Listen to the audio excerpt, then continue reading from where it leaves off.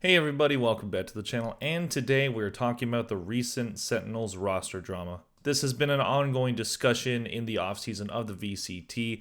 Who is going to be a regular on Sentinels? Will it be Zellsis or Pancada? Now, this question wasn't being asked too much early in the offseason when Zellsis originally re-signed with Sentinels, returning from his short stint on the team in late 2022 for the Last Chance qualifier. He would then go on to be a part of Cloud9, and then he did eventually say that part of the reason why he came back was because he regretted his decision to leave and go to Cloud9. Not to be said as a slight against Cloud9, but Zellsis had a lot of chemistry with the Sentinels roster, and he was a great personality. He fit the brand, and it seemed like it was a good fit, but he ended up moving on. So he plays in Cloud9, he has a decent year, the team falls short of expectations, they were a very good team during the regular season, and then they could not qualify for an international tournament. So the offseason starts and Zellsis decides to leave Cloud9 after being offered a contract by them as well to be their IGL and kind of help build the roster. He decided to leave that and go to Sentinels and be an extra man. Zellsis mainly signed on as a player that was expected to be on the bench for most of the year. They have their set roster, which surprisingly did not change that much. Sentinels did sign John QT as their new IGL, which is a position that they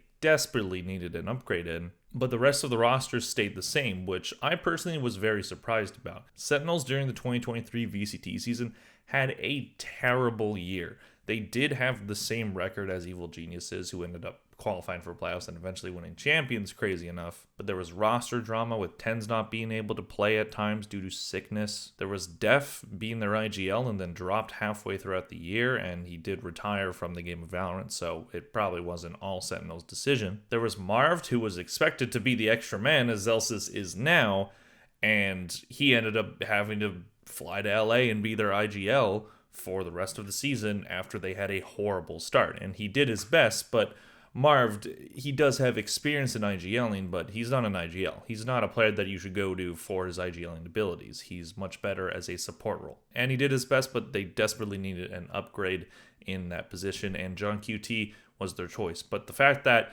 the rest of the roster, aside from Zellsis being added, was very surprising to me, because after they had a not very good year, esports teams generally tend to be very reactionary, especially the management of Sentinels. Over the past couple years, they've shown time and time again that they're really not great at roster management, and it's been a problem for this org for a minute here. There are plenty of times that I can point to where players on Sentinels leave the team after either not being re-signed, being kicked off the team, being dropped randomly.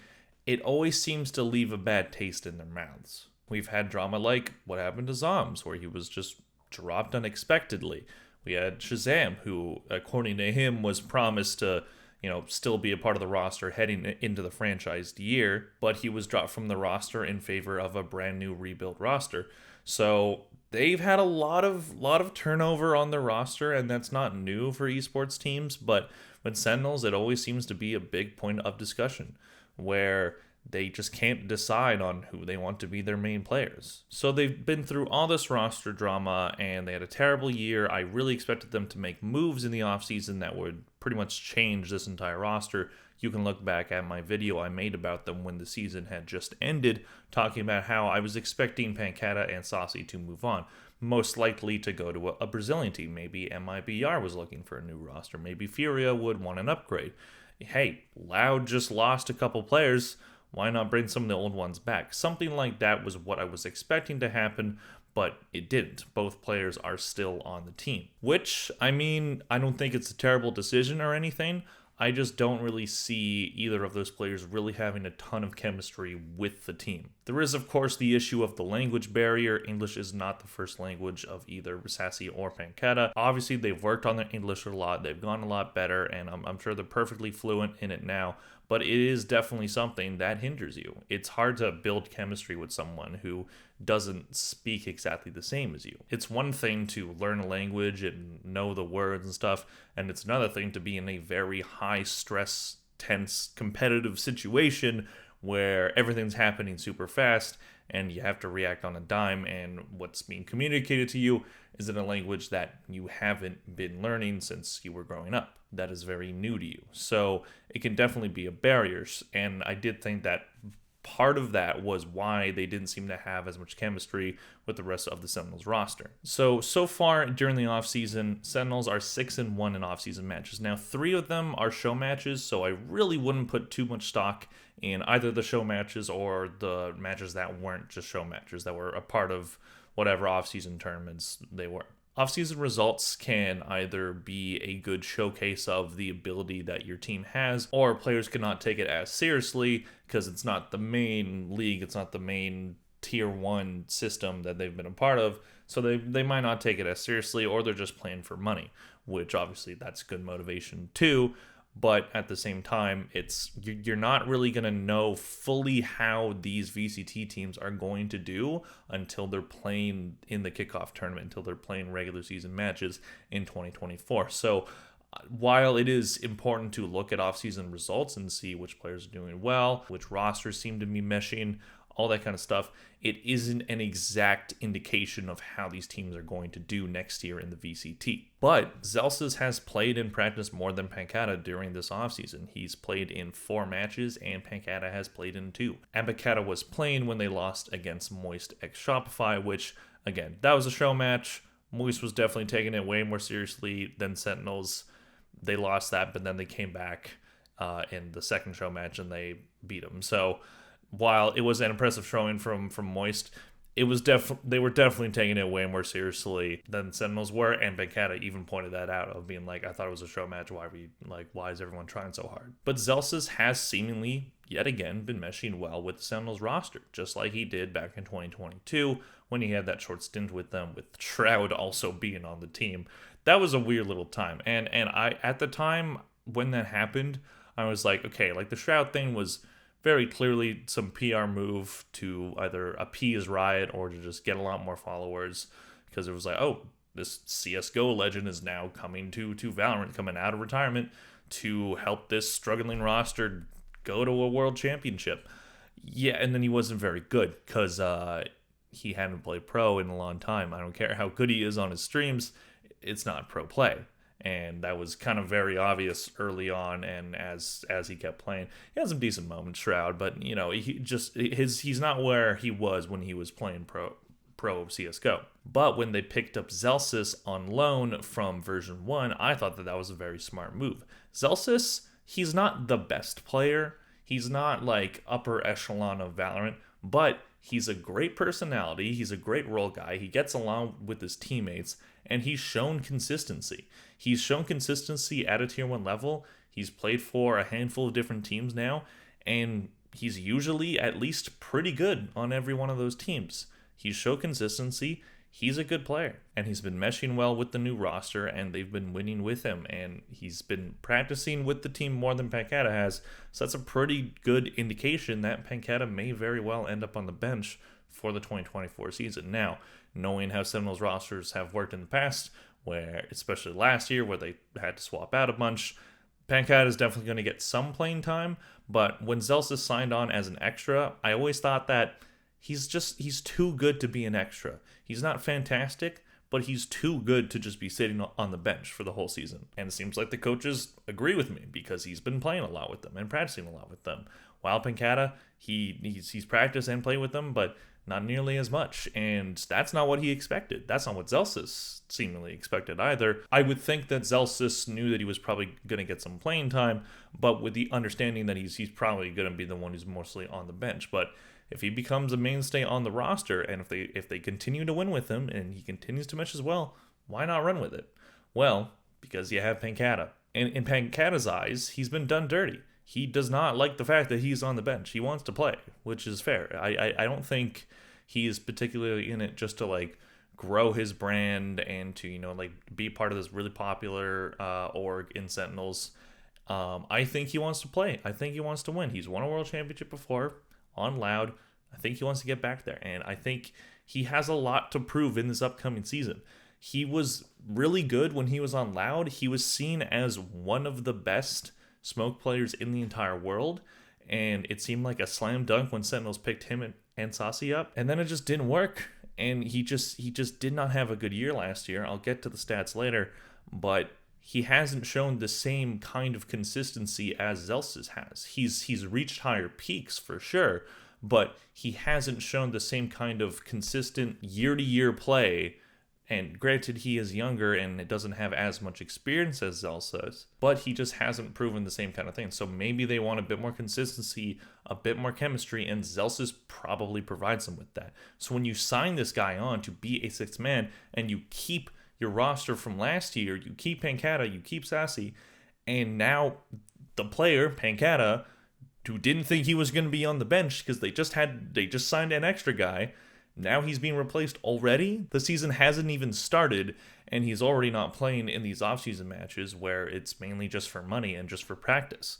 So he's probably worried about his job. He probably feels very wronged, and he doesn't seem happy right now, as he has shown on his recent streams. Now, there is an upcoming tournament in Korea. It's called Africa TV, and it's up in the air as to who plays in that, but Zellsis, as I said, has been practicing with the team more than Pancada has, so that's a pretty good indication that he's going to be the one playing, at least for the majority of it. Both of these players play similar roles. They mainly play controller.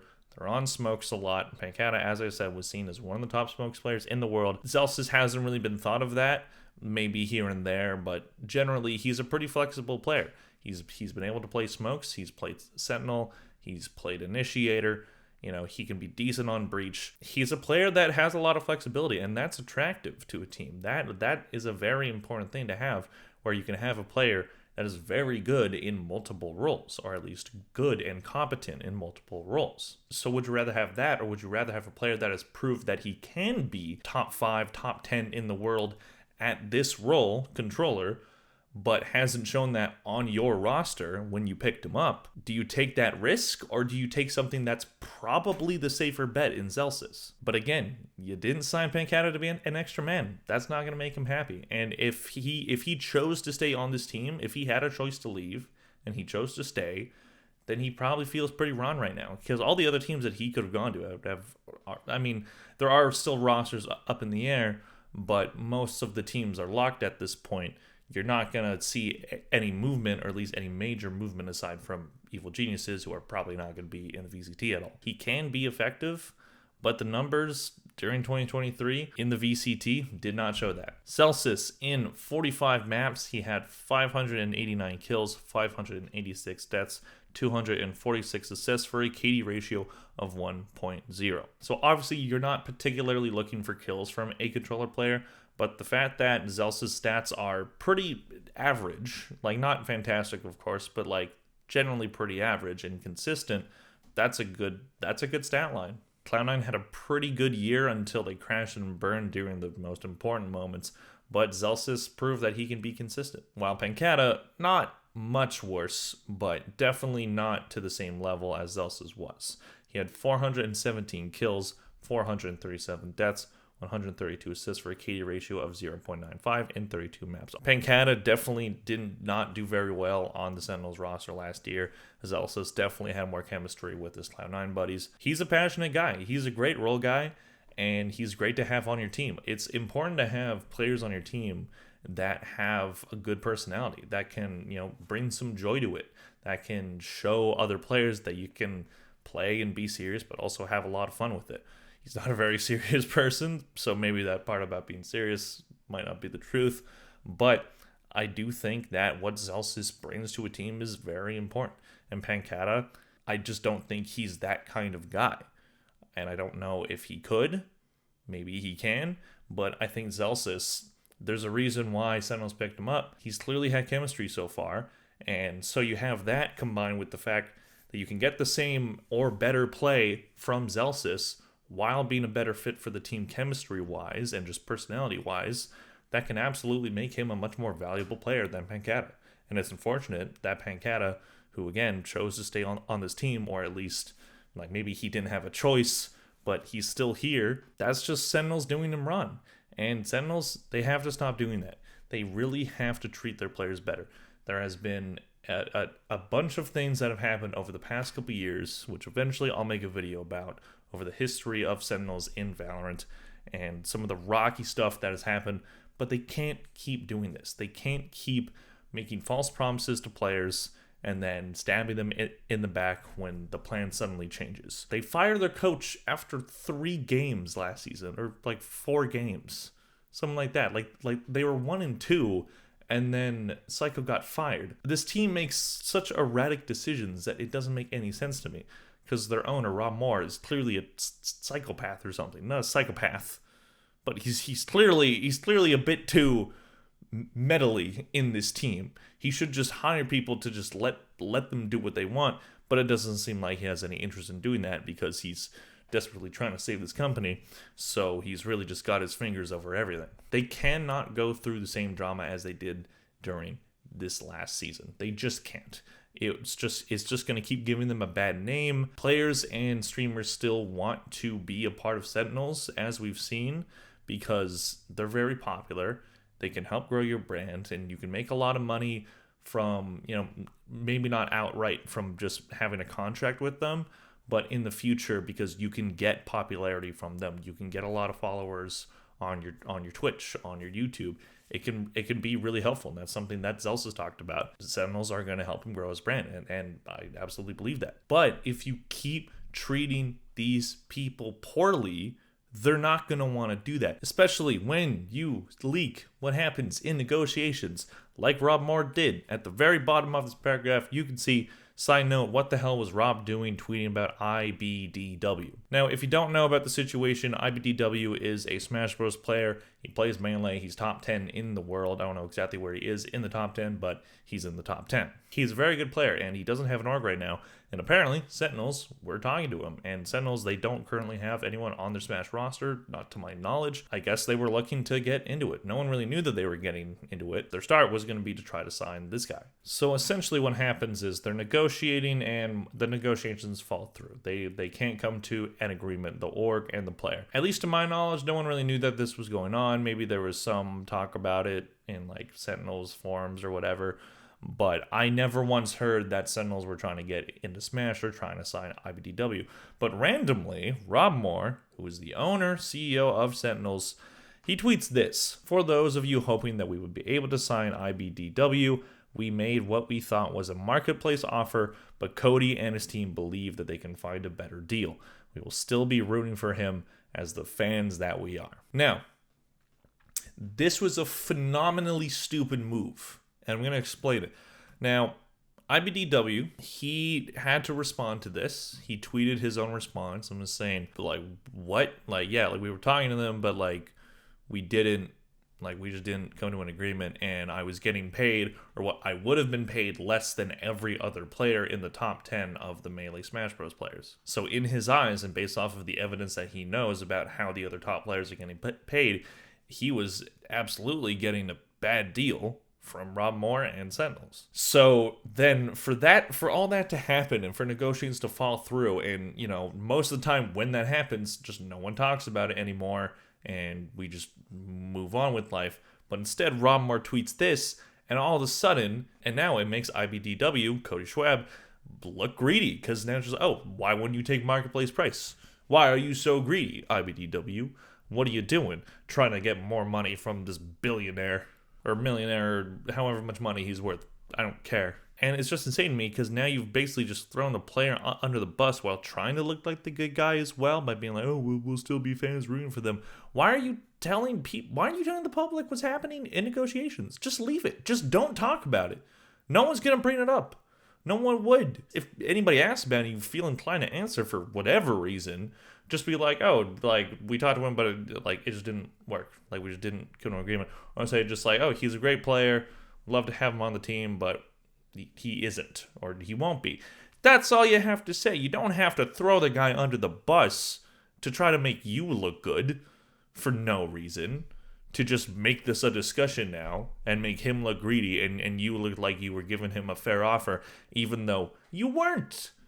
You weren't. And I know this is a Valorant video, so I'm talking about something that happened in the Smash community, but it's just an example of how this organization continually just doesn't treat players right and just does these people wrong. And it's gonna catch up to them at some point, and they can't be doing this right now. They need players and streamers to trust them. They need people to want to be a part of Sentinels. They can't have people being like, well, if I even talk to them, if I even negotiate with them, they're going to leak it and I'm gonna look greedy and like I'm trying to get too much money in a time where esports is not exactly doing the best. So I just want to talk about it just because it's related to Sentinels in a way. And this is old news too, like this was last week. But man, that just really pissed me off. I was like, why? There's no point. Anyways, let me know in the comment section down below who you think is going to play more, what you thought about this video. Do you think Zellsis is going to play more? Do you think he's the better player? Or do you think that they should give Pancada another chance and give him a chance to prove himself? Like, comment, and subscribe if you enjoyed the video, and I'll see you guys in the next one. Bye!